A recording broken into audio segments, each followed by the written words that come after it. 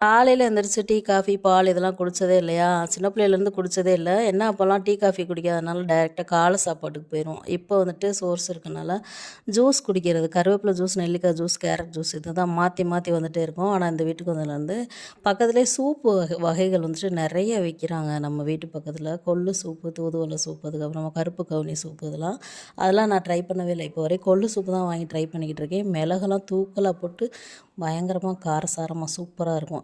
அதுதான் இப்போ வரைக்கும் ட்ரை பண்ணிகிட்ருக்கேன். இன்னும் வேறு சூப் வாங்கவே இல்ல.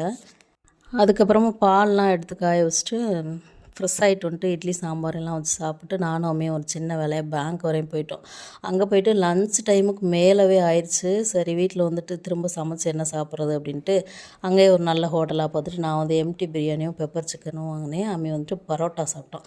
பரோட்டா சாப்பிட்டு முடிச்சோடனே வரட்டா அப்படின்னு கிளம்பி வந்தாச்சு. கிளம்புனோடனே பஸ் ரெடியாக இருந்துச்சு. வந்தோடனே அப்படியே பஸ் ஏறிட்டு பஸ் ஸ்டாண்டில் வந்து பைக் எடுத்துகிட்டு நேராக வந்து வர்ற வழியில் அம்மி நொங்கு கேட்டான். நொங்கு வாங்கி கொடுத்துட்டு அதுக்கப்புறமா நைட்டுக்காக நொங்கு பால்லாம் நிறையா செஞ்சு சாப்பிட்டோம். தம்பி வேறு ஊர்லேருந்து வந்திருந்தான். அதெல்லாம் வீடியோ எடுக்க தெம்பில் சாமி அப்படின்னு சொல்லிட்டு ரெஸ்ட் எடுக்க போயாச்சு.